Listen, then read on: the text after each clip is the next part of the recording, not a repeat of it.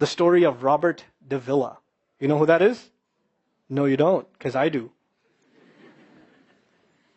3 months ago, I gave khutbah in Fort Worth.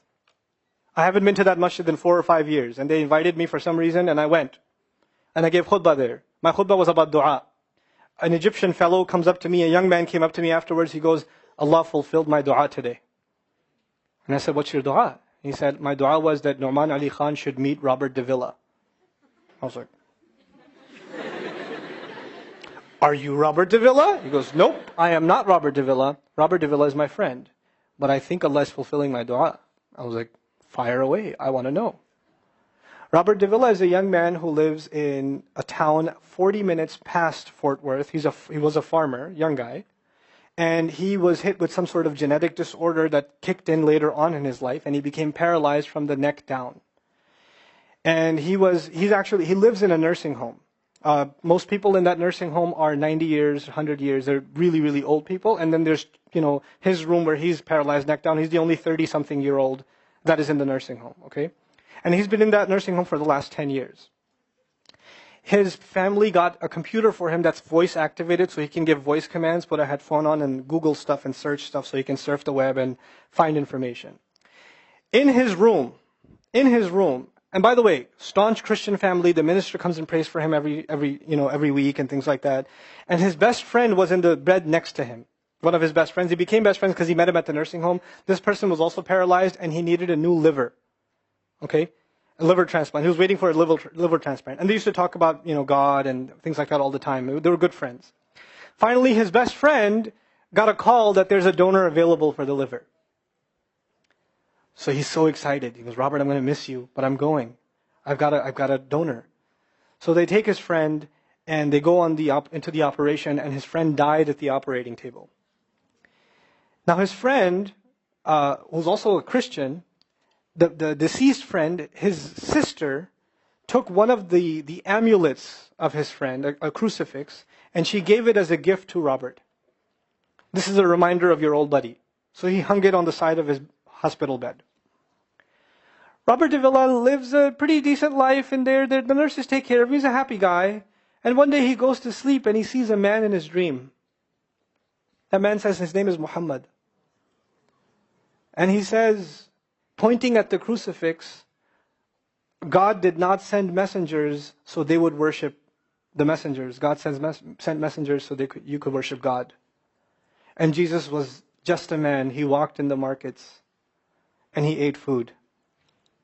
He walked in the markets and he ate food, and the dream stopped.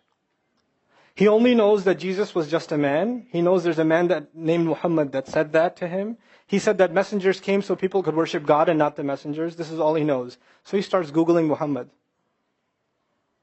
He finds Islam.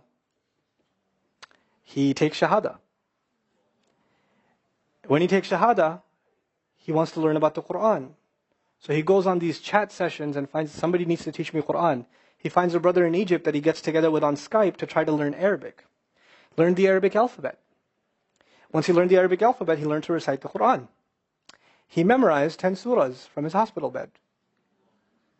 Then he said, I'm beginning to memorize the Quran, and I'm beginning to learn about this prophet, but I need to understand the Quran. So he starts Googling how to understand the Quran. And for some reason, he ends up on my videos. And he starts watching my stuff. And he watched almost everything. And then here's the kicker. In the nursing home, there was an Egyptian fellow that used to come in and do some repair work. The Egyptian fellow has his own awesome story. The guy had basically lost faith. He wasn't religious. The nearest masjid to him was 50 miles away. So he didn't really go to Jum'ah much anymore. But he felt a spiritual void, so he started going to the church just to feel closer to Allah. Raised Muslim. He goes to the church just to feel closer to Allah. He's passing by Robert's room one day and he hears وَالْعَصْرِ إِنَّ الْإِنسَانَ لَفِي خُسْرٍ. So he walks into his room and says, Robert, what are you listening to? Robert says, nothing. That was me. And the guy says, you're Muslim? He goes, yeah, I became Muslim. And now this friend is in shock. How does Allah guide someone in the middle of Churchtown, USA, in a nursing home, with a crucifix on the side of his bed that he doesn't even have the physical strength to move. And the guy himself says, I want to come back to Allah. So he tells him about his, the friend he found online, Nouman Ali Khan. So the Egyptian fellow starts watching my videos. And then he says, I wish I could meet him one day. And he says, okay, I'll pray for you. And after 5 years, that Egyptian friend shows up at the same masjid that I haven't been to in 4 years. And after Jumu'ah says, I think Allah wants to fulfill my friend's dua and my dua. So I said, I think He does. Let's go. So I took a few of us and we went. And we met with Robert.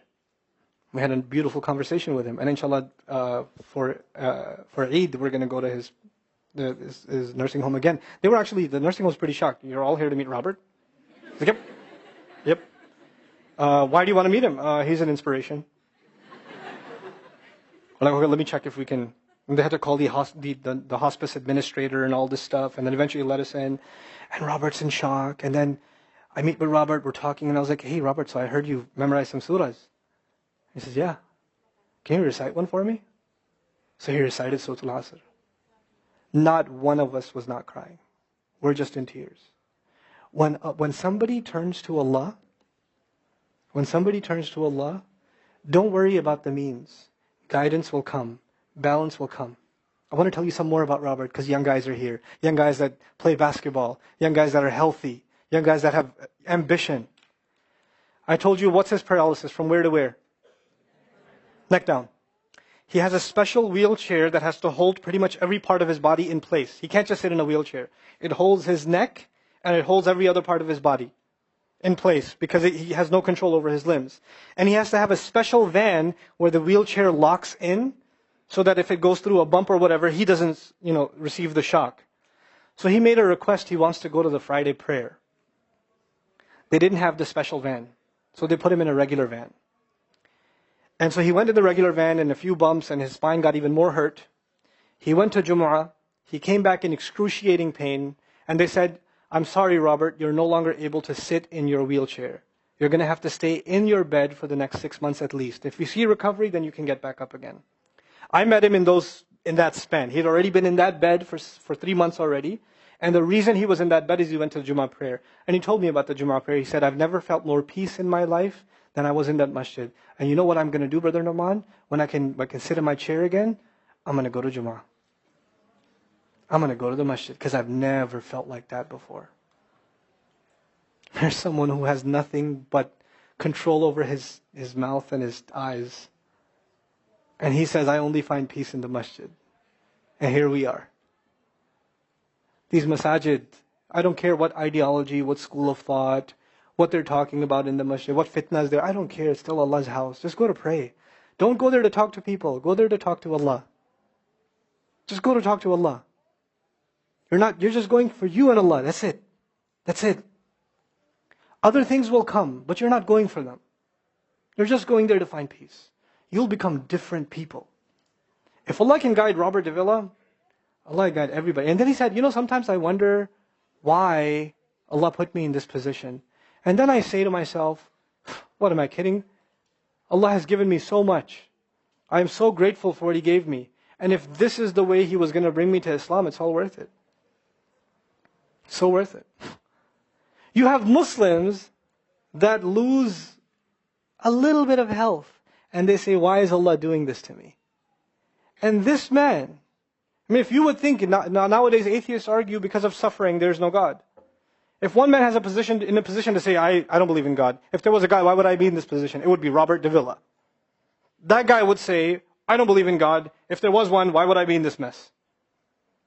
And yet he's in this position, and I've never seen a face with more nur. Never. I've never seen a face that has more contentment on it. He's so satisfied with life. He's so happy. He's just happy. The last 7 or 8 khutbahs I've given are actually based on one sentence each on one sentence that he said in his conversation. Is that profound? He's a teacher to me. I consider him a teacher. He's my sheikh. Somebody says, who's your sheikh? I say, Robert Davila. Really? Is that a pizza place? Or no. No. The guidance is all around us. You don't have to get worried about what's not there. There's plenty there. You know what Allah did for the people of the cave? You know He even guided them in where to sleep.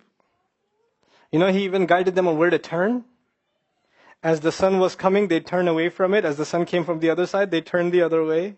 Allah will guide you in your sleep when you make dua to Him. He'll even guide you in your sleep. Every toss and turn will be guided by Allah. Can you imagine? We shouldn't be skeptical in Allah's guidance. We shouldn't worry about how am I going to find balance. No, that's Allah's job to guide you. Your job is to talk to Him. Your job is to get sincere. That is the message I have for you. That is how we're going to find balance. Honestly. And if once you do that, once you become sincere to Allah, Allah will open doors. Allah will give you friends. Allah will give you teachers. Allah will give you access to resources, all of which are going to bring you closer and closer and closer to Him and to the truth and make life better for the people around you. This is really the gist of what I wanted to share with you. I don't want to speak longer. I've spoken too long already. I love coming back to you.